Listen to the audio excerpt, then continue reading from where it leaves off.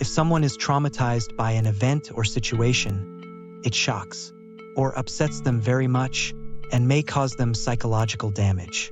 The year was 1994 when not only my life changed, but the lives of my immediate family. Now this night was no different than any other regular night at our family's home. But this particular night, my oldest brother was out with a friend of the family, which was his high school buddy by the name of Brad. My mother, my little brother, and I were at home with my dad, as he was preparing to leave for work up until the point of discovery. I remember when my dad left for work, I was so busy into whatever I was watching on TV. I don't even remember saying goodbye to him. All I remember was hours after my dad left, his job called. My dad worked for Union Pacific. He was a switchman at the railroad. My mom answered the phone and I didn't think anything about it. But when my mother hung up the phone, she looked at me and said, "Your dad hasn't made it to work." She thought about it for a moment and then said, "He must be at our neighbor's house talking to him and lost track of time." It made sense because his truck was still parked in our driveway. My mama said, "Put your shoes on, we're going across the street to Bigelow House." Bigelow was our neighbor and my dad's friend. Bigelow's father also lived with him. He had to be at least 80 years old. He was blind. I remember seeing him swing on that swinging chair as he drank beers, and he would fall every time, and me being 13 at the time, I would laugh at him. As we walked across the street, I could see my mama getting angry because she was wondering why my dad hadn't gone to work. As we walked up to the door, I remember the living room being dark. Could see Bigelow's dad laying on the floor. I kind of laughed because I thought he was passed out drunk. I didn't notice the gash in his head because it was too dark. When we moved to the bedroom, my whole life changed.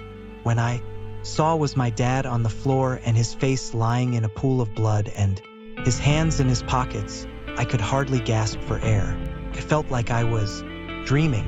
He was caught off guard. My dad, my only dad, was gone. As I composed myself enough to look around, I saw Bigelow.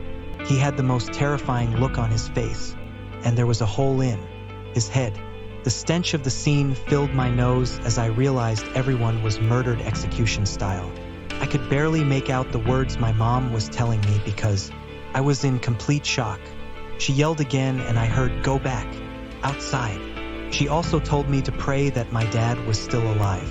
I was 13 years old at the time, and I mustered up every bit of faith in God, that I had to start praying that God will save my father. Soon after, a police officer arrived while we were standing in the yard. He approached the house and asked Mom a few questions. The police then flashed his light through the screen door, which revealed Bigelow's father laying on the floor. After the police officer went inside to observe his body, he said, "He's dead and there's a gash in his head." Even at the age of 13, I knew at that point my dad wasn't alive either.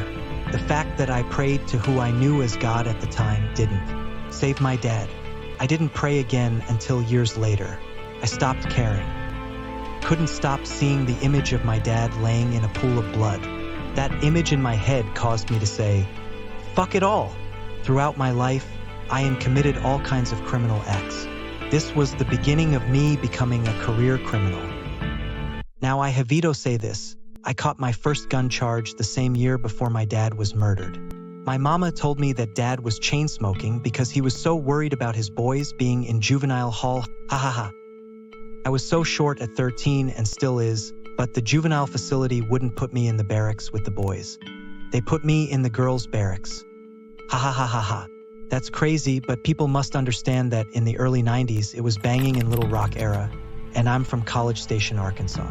It seemed like if you mentioned that anywhere outside of my neighborhood, you had to be prepared for whatever. My dad was murdered 28 years ago, and I was 13 at the time. 7 years later, I was charged with criminal attempt to commit capital murder of a police officer, and shortly after I was sentenced to prison at the age of 20. I know the trauma I experienced from discovering my father and his friend's murdered execution style had everything to do with my behavior. I promised myself that I'll never commit a senseless killing, but I vowed to try my best not to become a victim, and I would kill to protect my life or the lives of my brothers because I never wanted to feel this much sadness ever again. I also never wanted my mother to grieve over me like she grieved over my father's death. So whenever I felt a threat, I would strap up. I would have rather gone to prison for possession of a firearm than to be caught without one. But after my dad's murder, I can remember being so sad I wanted to die in order to stop the feeling. Now, at the age of 41, I realize I should have accepted the counseling that my dad's job offered us. But at the time my attitude was, it wasn't going to bring him back, so what's the use? But one night, I can't remember if it was a dream or a vision I had, but my dad was a Marine, so he was buried in the Veterans Cemetery on Confederate and Roosevelt in Little Rock. So in my dream or vision, I was chilling in the cemetery, and my dad was leaning against the fence. Everything was quiet and bright, and he only said 3 words. He said, "Don't be sad." At the time, I needed to hear that. I continued grieve, but I no longer wanted to die. That image in my head wouldn't go away, and to this day, I can clearly see that night 28 years later in my mind.